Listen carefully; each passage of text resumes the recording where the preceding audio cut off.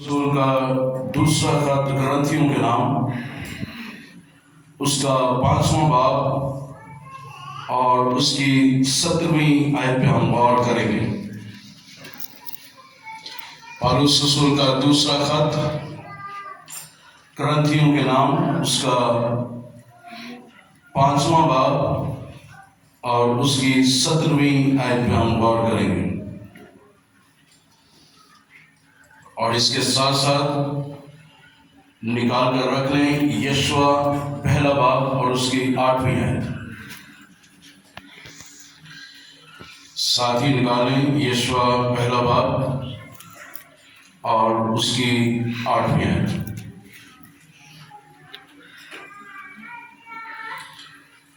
हम देखेंगे पहला हवाला जो हमने निकाला है दूसरा ग्रंथियों, पौलुस रसूल का दूसरा ग्रंथियों के नाम, उसका 5वां बाब 17वीं आयत में, इसलिए अगर कोई मसीह में है तो वो नया मखलूक है, पुरानी चीजें जाती नहीं, देखो वो नई हो गई।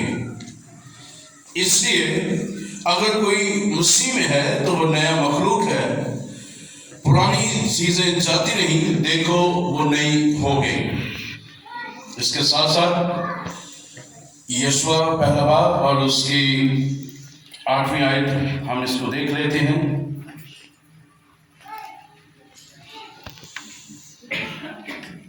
इसमें लिखा हुआ है, शरीयत की ये किताब तेरे मुंह से न हटे, बल्कि तुझे दिन और रात इसी का ध्यान हो, ताकि जो कुछ इसमें लिखा है उस सब पर तू इत्याद करके अमल कर सके, क्योंकि तब ही तुझे इकबालमंदी की राह नसीब होगी और तू खूब कामयाब होगा।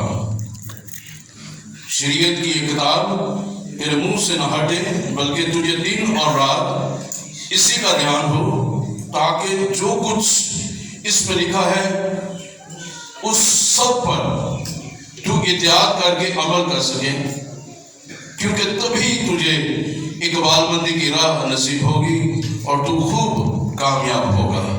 खुदावंद इस कलाम के वसीला से हम तमाम को खुदा बड़ी बरकत बख्शे, आमीन। मेरे अज़ीज़ों, आज हम सीखेंगे नया मखलूक और कलाम मुक़द्दस, इसके ताल्लुक से। नया मखलूक इंसान उस वक्त बनता है जब वो खुदा के मुताबिक, कलाम के मुताबिक अपनी जिंदगी को बसर करना शुरू करता है। जो कुछ कलाम मुक़द्दस में लिखा गया है उस जिंदगी की रोटी के मुताबिक, उस जिंदगी की उम्मीद बातों के मुताबिक अपने आप को ढालता है, अपनी सोचों को, अपनी राहों को, अपने दिलो दिमाग को उस कलाम के मुताबिक ढालता है और उसकी सोचें, उसका ज़हन तब्दील होना शुरू होता है। तो इस लिहाज से उसकी जिंदगी तब्दीली में आना शुरू होती है और तब्दीली उसकी जिंदगी में आती जाती है। और उस तब्दीली को लाने के लिए, अपनी जिंदगी में नया मखलूक बनने के लिए उन पुरानी चीजों को उतार फेंकने की जरूरत है, निकालने की जरूरत है। मिसाल के तौर पर, जैसे आप कोई चीज लेते हैं, चंद महीनों के लिए, चंद सालों के लिए वो चीज आपको महसूस होती है कि ये पुरानी होना शुरू हो गई, आप या उसको बेच देते हैं या फेंक देते हैं। लेकिन यहां पर अगर आपकी पुरानी इंसानियत आपके अंदर स्टिल है, अगर आपने तौबा की है, बपतिस्मा लिया है, यीशु को कबूल किया है, अपनी जिंदगी यीशु को दी है, लेकिन अभी भी वो पुरानी इंसानियत, वो पुरानी सोचे, वो पुरानी राहें, वो पुराना देखना, वो पुरानी बोलचाल, पुराना रख रखाव अगर अभी भी जिंदगी में है, اس دل کے کسی بھی کونے میں ہے، زندگی کے کسی بھی حصے میں ہے، سوچوں میں ہے، اور جہاں کہیں بھی آپ کو یہ جو بدن آپ کو خدا نے دیا ہے اس کے اندر وہ اگر پرانا انسان ہے تو نکالنا چاہیے، نکلنا چاہیے۔ اور وہ کس سے نکلے گا؟ جو ہم نے دوسرا حوالہ پڑھا کہ شریعت کی یہ کتاب تیرے منہ سے نہ ہٹے بلکہ دن اور رات تیرا اس پر دھیان ہو۔ اب جو پرانی انسانیت، پرانی سوچیں، پرانی راہیں، پرانا پن جو ہے وہ خدا کے کلام سے نکلے گا۔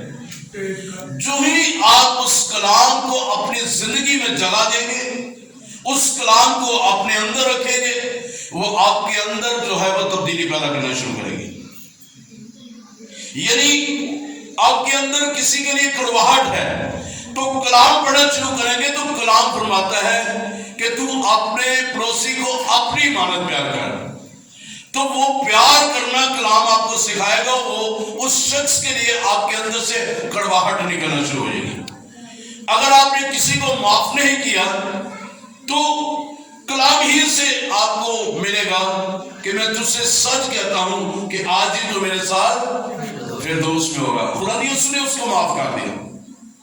تو اگر ہماری راہیں ٹھیک نہیں ہیں، ہم چلتے چلتے مڑ جاتے ہیں، ادھر ادھر ہو جاتے ہیں، ہماری سوچیں ٹھیک نہیں ہیں، تو کلام ہی ہماری سوچوں کو بھی، راہوں کو بھی سیدھا کرے گا۔ کیونکہ کلام قدس میں لکھا ہوا ہے زبور 119 میں 105 آیت میں، خداوند تیرا کلام میری راہ کے لیے روشنی، میرے قدموں کے لیے چراغ ہے۔ تو یہ کلام ہی ہمیں اندر سے باہر سے بنانا شروع کرے گا، تبدیل کرنا شروع کرے گا، اور یہ کلام ہماری زندگی کا حصہ بنتا چلا جائے گا، اور پھر ہم نئے بنتے چلے جائیں گے۔ اب جس طرح کمپیوٹر بند رہے تو کافی عرصے کے بعد جب آپ اس کو چلائیں گے تو اس میں وائرس آ جائے گا، اس کی ونڈو بھی کرپٹ ہو جائے گی، وہ کام صحیح طرح نہیں کرے گا۔ تو آپ اس کی ونڈو کو جو کرپٹ ہوئی ہے دوبارہ انسٹال کرنے کے لیے، اس وائرس کو ختم کرنے کے لیے دوبارہ ونڈو جو ہے آپ انسٹال کریں گے۔ آپ اس میں اور زیادہ ایک اچھے سسٹم لے کر آئیں گے تاکہ وہ جو ہے آپ کا وہ سسٹم، کمپیوٹر جو ہے، لیپ ٹاپ جو ہے وہ کام کرنا شروع کرے۔ اسی طرح ہماری زندگی جو ہے وہ کمپیوٹر کی مانند ہے، اس میں وائرس آ جاتا ہے، نفرت کا وائرس آ جاتا ہے، کدورت کا وائرس آ جاتا ہے، لڑائی جھگڑے کا وائرس آ جاتا ہے، غصے تفرقے کا وائرس آ جاتا ہے، اور طرح طرح سے وہ وائرس ہماری زندگی میں کام کرنا شروع کر دیتا ہے۔ اور وہ کلام جو ہے، وہ زندگی کا جو کلام ہے، وہ ہمارے اندر سے اس وائرس کو نکالنا شروع کرتا ہے، ایک ایک کر کے اس وائرس کو نکالنا شروع کر دیتا ہے۔ ہاللیلویا۔ تو اس لیے جیسے جیسے ہم کلام پڑھتے جائیں گے تو ہم نئے بنتے جائیں گے، نئی مخلوق بنتے جائیں گے، وہ پرانی چیزیں جاتی رہیں گی اور سب کچھ نئے ہو جائے گا۔ اب خدا کا کلام جو ہے وہ ایک الہام ہے، الہامی بائبل مقدس الہامی کتاب ہے، وہ خدا کا سانس ہے، اور جیسے جیسے ہم اس کلام کو پڑھتے ہیں ہماری سانسیں خدا کی سانسوں کے ساتھ منتقل ہوتی جاتی ہیں، یعنی وہ کلام میری اور آپ کی زندگی میں منتقل ہونا شروع ہو جاتا ہے اور اندر سے تبدیلی وہ آنا شروع ہو جاتی ہے۔ اس لیے اس کلام کو، اس کلمے کو جو خدا یسوع مسیح ہے اس کو لینے کی ضرورت ہے۔ جب ہم اس کلام کو، اس کلمے کو اپنے اندر لیں گے تو ہماری سانسیں بھی تبدیل ہوں گی، زندگی بھی تبدیل ہوگی، راہیں بھی تبدیل ہوں گی، سوچنا بھی تبدیل ہوگا، دیکھنا بھی تبدیل ہوگا، ہر طرح سے ہم جو ہے تبدیل شدہ شخص نظر آئیں گے۔ ہر کوئی کہے گا کہ واقعی اس میں تبدیلی آئی ہے، واقعی جب سے اس نے توبہ کیا ہے اس کی راہیں چینج ہو گئی ہیں، اس کی سوچیں چینج ہو گئی ہیں، یہ تو یسوع جیسا بن رہا ہے۔ تو خدا کا شکر ہے کہ جب میں اور آپ ایسی زندگی بسر کریں گے تو اس کا جلال مجھے اور آپ کو نہیں ملے گا بلکہ یسوع مسیح کو ملے گا۔ ہاللیلویا۔ ہاللیلویا۔ اس لحاظ سے تبدیلی جو ہے وہ بہت زیادہ ضروری ہے۔ اب کسی کتاب کو پڑھنے کے لیے 3 چیزیں ضروری ہوتی ہیں۔ ایک اندرونی شہادت اس کی ہوتی ہے، ایک بیرونی شہادت ہوتی ہے، اور ایک آثار قدیمہ ہوتی ہے۔ اس میں 3 چیزیں کتاب میں پائی جاتی ہیں۔ یعنی جب آپ دیکھتے ہیں، جب اندرونی شہادت دیکھتے ہیں کسی کتاب کے اندر والے حصے کو، تو اس میں آپ کو الہام نظر آنا شروع ہوتا ہے۔ واقعی یہ الہامی ہے، واقعی اس میں کچھ ہے، اس کچھ مواد ہے۔ تو بیرونی طور پر آپ دیکھیں گے تو اس کتاب کی جو شکل و صورت ہوگی، جو ٹائٹل ہوگا، جو اس کی پکچر باہر ہوگی، جو کچھ باہر لکھا ہوگا، اس سے بھی آپ پتہ چلے گا کہ اس کے اندر کیا ہے۔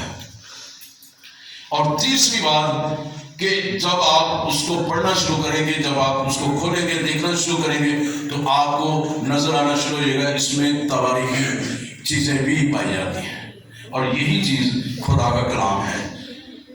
آپ اندر دیکھیں گے الہام نظر آئے گا، باہر دیکھیں گے تو لکھا ہوا نظر آئے گا خدا کا کلام بائبل مقدس۔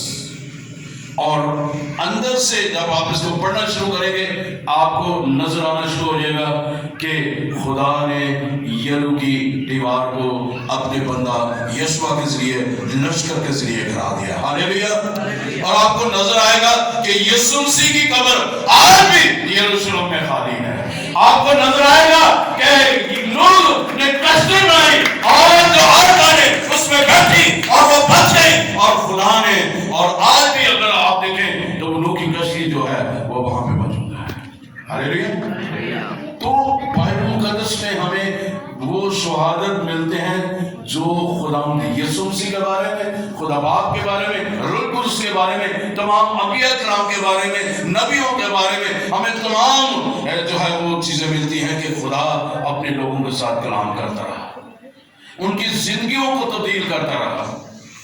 اور آج مجھے اور آپ کو اس کلام کو پڑھنے کی ضرورت ہے۔ وہ کلام جب ہم پڑھیں گے تو خدا ہماری زندگیوں میں کام کرنا شروع کرے گا۔ دوسری بات، جب ہم کلام پڑھنا شروع کریں گے، اس کے ساتھ ساتھ ہم روزہ بھی رکھیں گے، تو روزہ جو ہے وہ ہمیں خدا کے قریب زیادہ لے کر جاتا ہے۔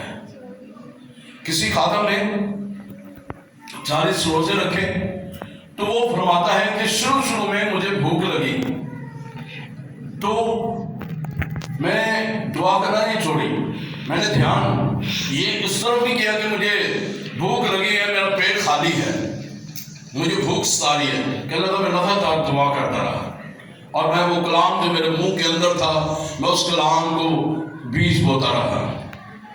کہنے لگا رویا میں نے دیکھا کہ فرشتے آ رہے ہیں اور مجھے وہ روٹی کھلا رہے ہیں، اور چند دنوں کے بعد میں نے دیکھا میری بھوک جو ہے وہ ختم ہو گئی۔ تو اس نے نتیجہ نکالا کہ وہ دراصل روٹی جو تھی وہ خدا کا کلام تھا، اور جو ہی وہ کلام میرے اندر آتا گیا ہے، وہ میری بھوک جو ہے، جسمانی بھوک بھی ختم ہوتی گئی، روحانی بھوک بھی ختم ہوتی رہی، اور خدا نے مجھے اندر سے باہر سے مضبوط کر دیا۔ ہاللیلویا۔ تو جب آپ خدا کے کلام کو پڑھیں گے، خدا آپ کی سوچوں کو، آپ کی راہوں کو، آپ کی زندگی کو ٹوٹلی طور پر تبدیل کر دے گا۔ اس لیے ہم نے دیکھا ہے، اس لیے اگر کوئی مسیح میں ہے تو وہ نیا مخلوق ہے، پرانی چیزیں جاتی رہی، دیکھو وہ نئی ہو گئی۔ آپ کا اندر، آپ کا باہر، آپ کی سوچیں، آپ کا رکھ رکھاؤ، ہر چیز تبدیل ہوتی ہوئی نظر آنی چاہیے۔ ہاللیلویا۔ خدا ہمیں ٹوٹلی طور پر تبدیل شدہ شخص دیکھنا چاہتا ہے، وہ شخص دیکھنا چاہتا ہے جو اس کی مانند ہے، جو اس کی شبیہ پر بنا ہے، جو اس کی مرضی پر چلتا ہے، جو اس کے مطابق چلتا ہے، جو اس کے کلام کی عزت کرتا ہے، جو اس کے ساتھ رفاقت رکھتا ہے، جو اس کے کلام کی عزت کرتا ہے، جو عبادت کی عزت کرتا ہے، جو اس کے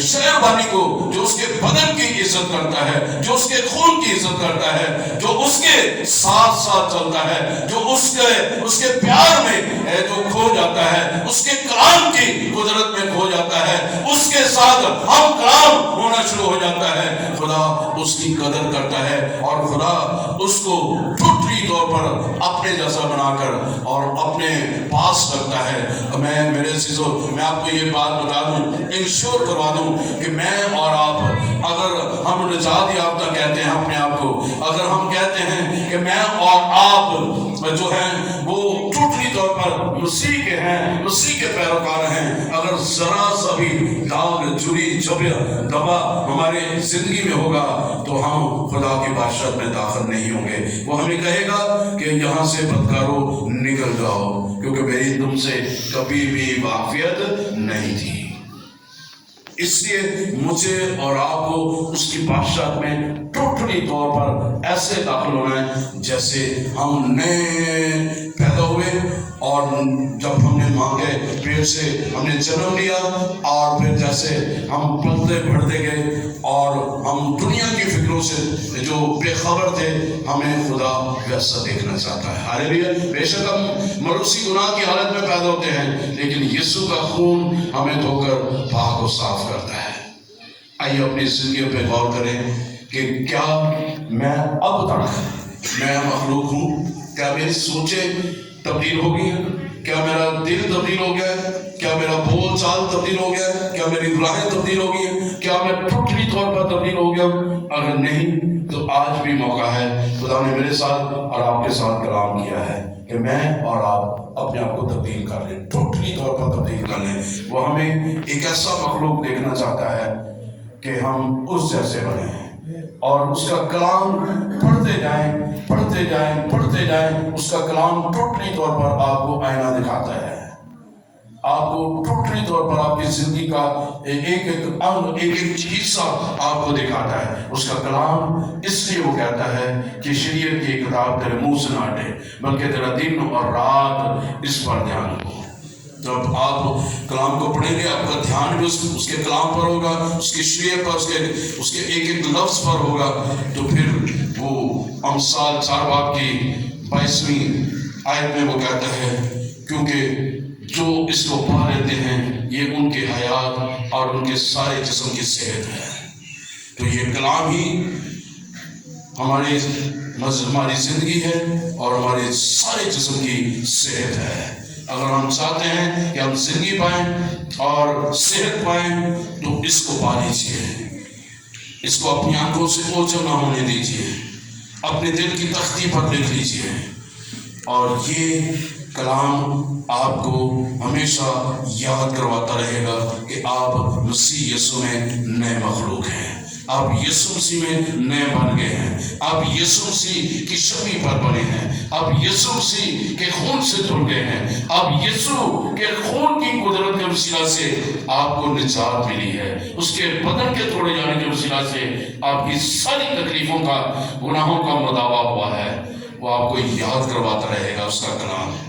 آئیے نئے مخلوق ہونے کے ساتھ ساتھ کلام کا مطالعہ روزانہ کیا کریں، روزانہ پڑھا کریں۔ جس طرح ہم دن میں 3 دفعہ روٹی کھاتے ہیں، پتہ نہیں کتنی دفعہ ہم پانی پی لیتے ہیں، چائے پی لیتے ہیں، مختلف اشیاء کھا لیتے ہیں، اس کو بھی نوش فرمایا کریں، ہر لمحے اس کو لیا کریں، اپنی زندگی کا حصہ بنائیں، تو یہ آپ کی صحت ہوگی، آپ کی حیات ہوگی، اور آپ کو اور زیادہ خدا کے قریب لے کے جائے گی۔ آپ نئے مخلوق بنتے جائیں گے اور سب سے بڑھ کر آپ خدا کی بادشاہت کے وارث ہوں گے۔ آئیے اس کلام پر غور کریں۔ خدا کو اور ہم کو اس کلام کے وسیلہ سے بڑی برکت دے۔